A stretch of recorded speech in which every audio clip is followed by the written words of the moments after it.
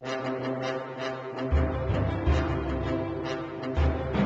over 272 years, the men and women of the United States Postal Inspection Service have helped transform the U.S. Postal Service into the finest and most secure mail service in the history of the world. The future will afford us even greater opportunities to leave our handprint on history, as those before us have done. In 1737, Benjamin Franklin of Philadelphia was given the task of regulating post offices and bringing postmasters into account. He was named Postmaster General and formally created the position of Surveyor, naming William Goddard as the nation's first surveyor of the post. Surveyors established and kept open lines of communication necessary during the Revolutionary War. Another surveyor of the post, Noah Webster, published the first American dictionary. In 1785, Congress authorized the use of stagecoaches to transport mail. The last stagecoach robbery occurred at Jarbidge, Nevada in 1916. The driver was murdered, and within 5 days, San Francisco postal inspectors arrested the culprits. It was the first time in history a bloody palm print was introduced and accepted in a court of law.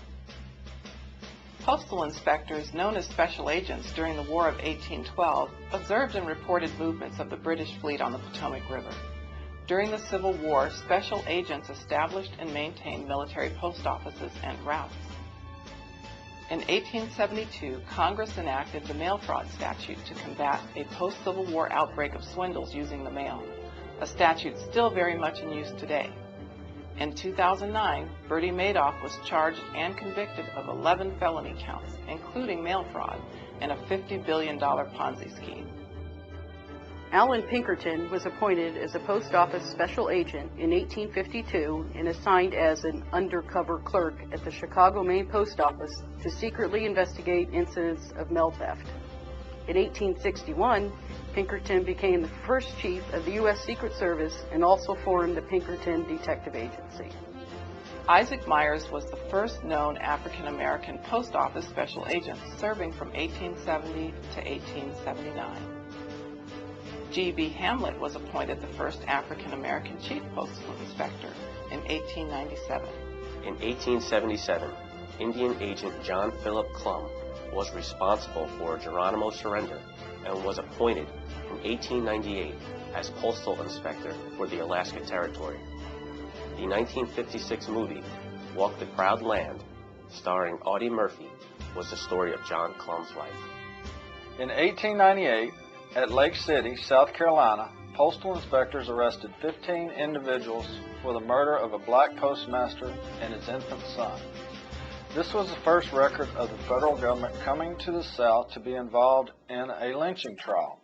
Postal inspectors continue to respond to over 800 assaults and credible threats each year. The zoning improvement plan codes, known today as zip codes, were invented by Postal Inspector Robert A. Moon in the 1950s, but did not come to use by the Post Office until 1963. The Uniform Postal Police Force, today known as Postal Police Officers, were created in 1970 as 546 strong, located in 15 different divisions and national headquarters. In 1971, the U.S. Postal Inspection Service became one of the first federal agencies to hire female agents. Female postal inspectors have risen to all levels of the organization, including Assistant Chief Postal Inspector. From 1978 to 1996, postal inspectors made valuable contributions in the Unabomber case, resulting in Ted Kaczynski's receiving 4 life sentences. Postal inspectors arrested televangelist Jim Baker, co-founder of Praise the Lord Club, proving he committed mail fraud after scamming believers by using $178 million of their mailed-in money for personal gain. Baker was sentenced to 45 years in prison. Postal inspectors investigated the deadly anthrax mailings of 2001 and have responded to over 3,000 potentially dangerous mail incidents nationwide since then. Between October 1, 2008 and March 31, 2009, postal inspectors have responded to 1,748 prohibited mailings, mail bombs, and dangerous mail incidents nationwide. In 2005, postal inspectors were among thousands of Americans assisting in the chaos left by Hurricane Katrina. After a devastating tornado destroyed Greensburg, Kansas, postal inspectors were on the scene recovering high-value items from the debris and securing the delivery of vital relief funds. Now I'd like to introduce you to some inspectors who represent the future of the agency. One of the things that really interested me about the Postal Inspection Service when I was looking at becoming a federal agent, I'm going on 20 years now in federal law enforcement experience, 10 of those as an inspector. And prior to that, I worked as a federal probation officer. And I looked at the cases that came across my desk for supervision from the inspectors, and they were all these quality cases, well written. And in addition to that, they were always quality cases and diverse cases, and I like that aspect of it. You could work an assault case or a child exploitation case or a major fraud case.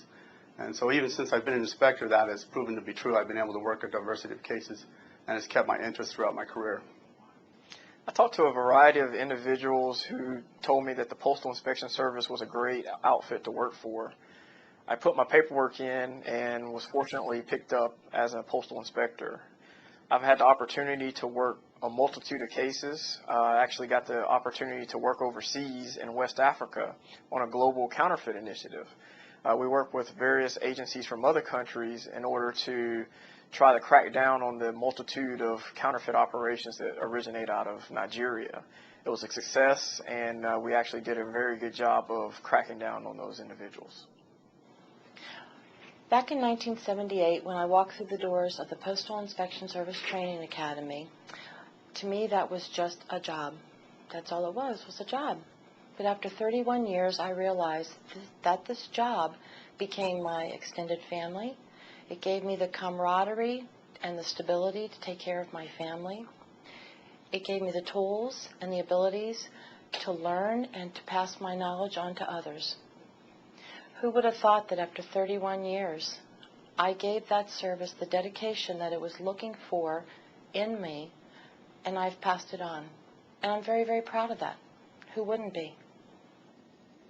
One aspect of the job that I appreciate is the sense of teamwork, that you actually do work in a team environment, that you share cases together, that you staff things together, that you share each other's successes, and that you're there for each other when things don't go well, or sometimes you don't always win, and you have somebody there that, or a bunch of people there that you work with, that you're all there for each other, and that's a very important aspect of the job, and it's something that I think is very unique to the inspection service and something that I appreciate. The thing I like being a postal inspector is the fact that you have a diversity of assignments. You have everything from mail theft, mail fraud, you have the CE assignment, you have drugs through the mail. You have a variety of different things that, a lot of different opportunities in the inspection service to do different things. A lot of other agencies, you don't have the diversity of assignments that you do have here, and that's what I think I like about this job most of all. When I was in college, I knew I wanted to do something with my life where I got to help people, and I knew I wanted to do law enforcement, and this is a job that allows me to do that. When people have their mail stolen or their identity stolen, they look to us to help them solve their problems, and I like that I can do that. I come from a postal family. My mother, brother, and stepfather all work for the Postal Service. I knew I wanted to be a postal inspector when I was a junior in college. I knew it would be hard work. After graduating college, I became a letter carrier, a supervisor, and a postal inspector. I will never forget the pride on my family's face the day I graduated the academy and became a United States postal inspector. A little over 6 years ago, while working for another federal law enforcement agency, I came across a classified ad in the Sunday newspaper advertising for the position of a postal inspector. Not knowing much about the Postal Service or postal inspectors, I did a little research and ultimately applied for the position and accepted the position of a postal inspector. After relocating to another part of the country, I landed on a miscellaneous team where I've had the fortunate opportunity to work a variety of investigations to include mail theft, identity theft, PMN investigations, robberies, burglaries, and assaults. I think the best thing about being a postal inspector is you're not pigeonholed into any one type of investigation. No 2 days are the same as a postal inspector, and I think that variety is really what makes this position unique. When I was earning my criminal justice degree, my dad gave me the best advice. He told me to become a postal inspector. My dad was an agent with another federal law enforcement agency, and he said the inspection service was well respected and had a great reputation. He also told me the inspectors were professional and the best agents he had ever worked with. After 17.5 years as an inspector, I definitely agree. We are the best, and I am proud to be a postal inspector. Thanks, Dad. My name is Pete Zagarek. I'm the postal inspector in charge of the Phoenix Division. I've been a postal inspector for over 20 years. We all know we're facing some challenging times right now, but as we've done so many times before in our proud history, we'll come through it. And when we do, we'll be stronger for it as an organization.